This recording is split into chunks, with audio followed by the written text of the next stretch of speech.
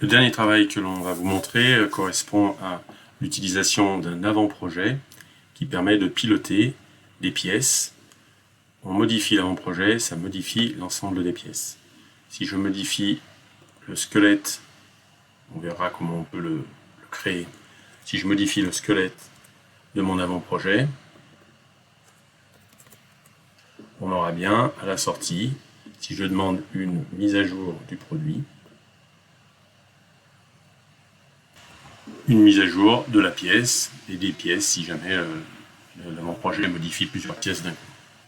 Donc pour ce faire, les étapes que nous allons mettre en œuvre correspondent à la mise en œuvre d'un avant-projet, c'est-à-dire une esquisse qui fait une représentation du schéma technologique de ce que l'on veut faire. Dans un deuxième temps,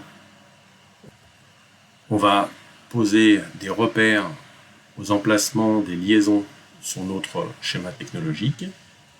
Puis on va récupérer des pièces dans le catalogue ou des pièces que l'on a faites en utilisant la méthode que l'on a vue sur la méthodologie de première année. Et ces pièces, on va se débrouiller pour les associer à notre avant-projet. Une fois les pièces associées, la modification de l'avant-projet entraîne la modification de l'ensemble des pièces.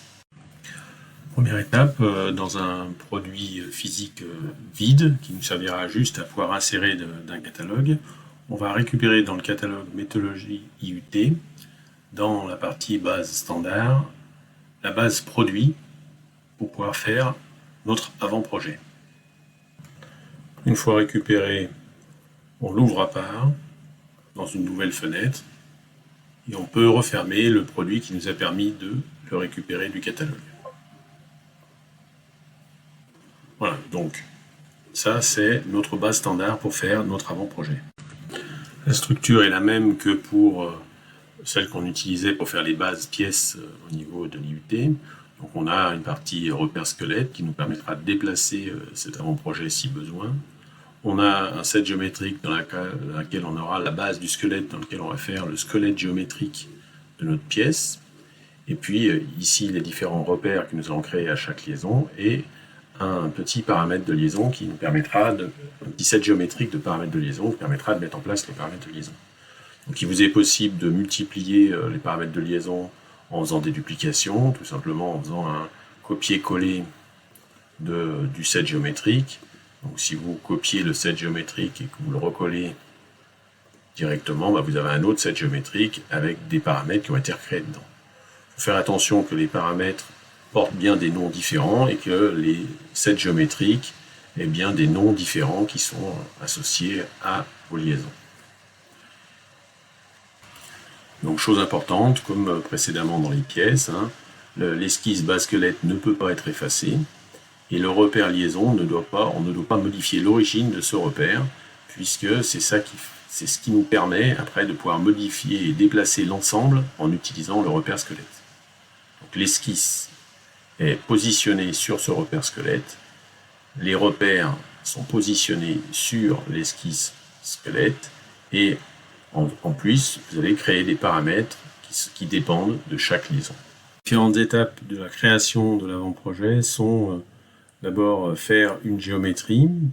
Dans la base squelette, on va dessiner une représentation du schéma technologique du mécanisme que l'on veut concevoir. Une fois qu'on a fait cette géométrie qui permet de visualiser le schéma technologique, peut être en 3D dans certains mécanismes un peu plus complexes, on va mettre en place des repères. Donc on va créer des repères à chaque liaison, à chaque endroit où on veut mettre une liaison dans notre schéma technologique. On va orienter correctement le repère par rapport à la géométrie qu'on vient de créer. Une fois que ces deux premières étapes sont faites, pour chaque liaison, on va créer un set géométrique dans lequel on va mettre des paramètres qui sont les paramètres de chaque liaison.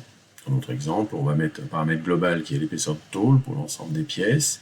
Et puis le paramètre de la liaison bielle, ça sera un diamètre et une largeur. Paramètre de cette liaison ici, un diamètre, ici un autre diamètre, et ici un autre diamètre. Donc chaque fois, on crée un set géométrique qui correspond à la liaison.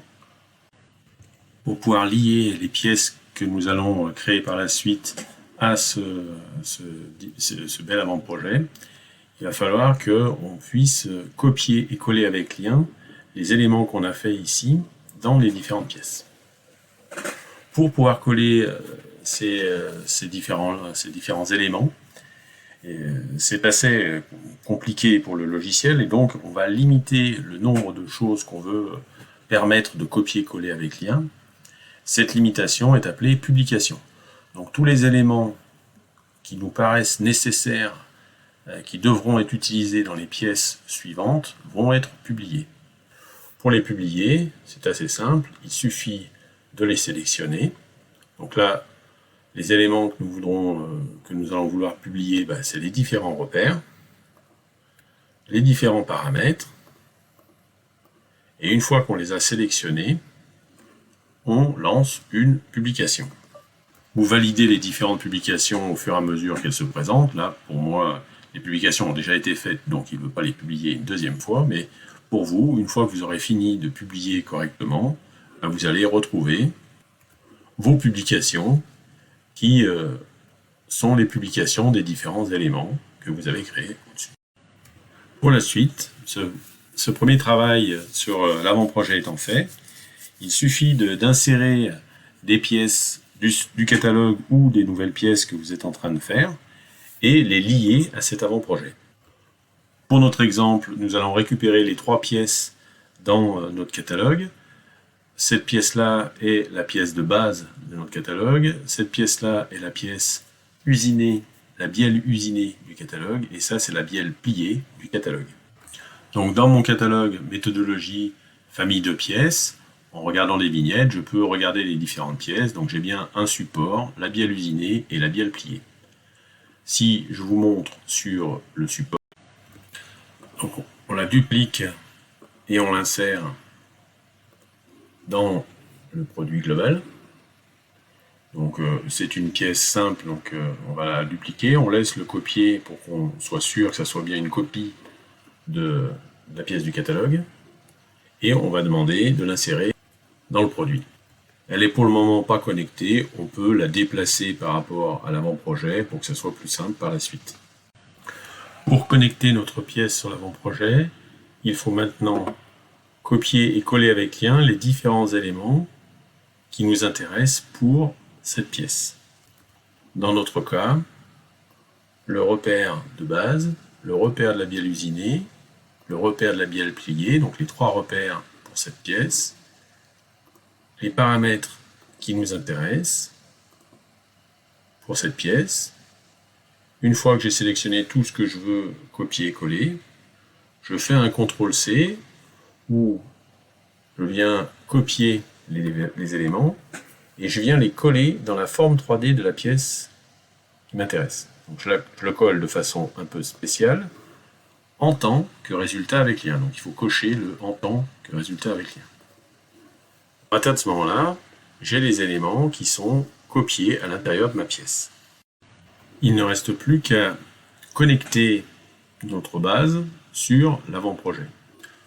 Pour ce faire, maintenant que nous avons fini de faire les copier-coller, qui doivent être obligatoirement faits dans le produit, donc les copier-coller qu'on a fait doivent être faits dans leur contexte, donc dans le produit dans lequel on travaille. Une fois que ces copier-coller ont eu lieu, on peut ouvrir la pièce à part pour que ça soit un peu plus simple au niveau de la visualisation. La connexion se fait en 3 étapes. Première étape, on va modifier la position du repère squelette. Donc on va faire un double clic pour pouvoir modifier sa position. Et on veut que le repère de squelette qu'on avait fait dans cette pièce, on veut qu'il soit positionné sur le repère de la base qui était dans l'avant-projet. Et donc, l'origine du repère, on va la mettre ici. Le Y du repère, on va le mettre là. Et le Z du repère, on va le mettre là. Voilà pour la première étape. Deuxième étape, la base du squelette, si je l'ouvre, on avait ici squelette que l'on avait créé dans la pièce, il va falloir que je positionne ce repère squelette, voilà, par rapport au repère de l'avant-projet. Je mets une coïncidence entre ce point et l'origine, coïncidence entre l'origine du repère. Et la pièce va s'adapter en dimension aux différences de l'avant-projet. Troisième étape, on avait créé une pièce qui était pilotée par des paramètres. On a copié et collé des paramètres de l'avant-projet. Il suffit de lier les uns aux autres. Dans notre cas, le diamètre numéro 1, si je mets une fonction sur le diamètre numéro 1, c'est censé être le diamètre de la bielle pliée. Voilà. Le diamètre numéro 2, c'est censé être le diamètre de la bielle usinée. OK. Pour la largeur, si j'édite la formule, dans notre cas, ça sera voilà, la largeur de la bielle usinée. D'accord? Donc ça, c'est la largeur qu'on aura à l'intérieur. Et si on veut trouver la largeur globale de notre chape, il faut rajouter plus 2 épaisseurs de tôle pour pouvoir travailler. Donc c'est 2 fois le paramètre épaisseur de tôle. Voilà pour la liaison. Et la dernière, je vais dire que mon épaisseur de tôle, elle est bien liée aux paramètres qui sont au-dessus. Les 3 étapes étant faites, cette base, donc la pièce base, est maintenant connectée à l'avant-projet. Si on regarde dans l'ensemble de ce qu'on est en train de faire, si je modifie l'avant-projet en modifiant les dimensions par exemple, on va avoir avec une mise à jour une modification de la pièce par l'intermédiaire de notre avant-projet. Ce qui est vrai sur le squelette, c'est aussi vrai sur les paramètres qu'on aura à l'intérieur. Donc si je mets par exemple une épaisseur de tôle qui serait plutôt une épaisseur de 4, voilà, on va avoir un changement de ma pièce.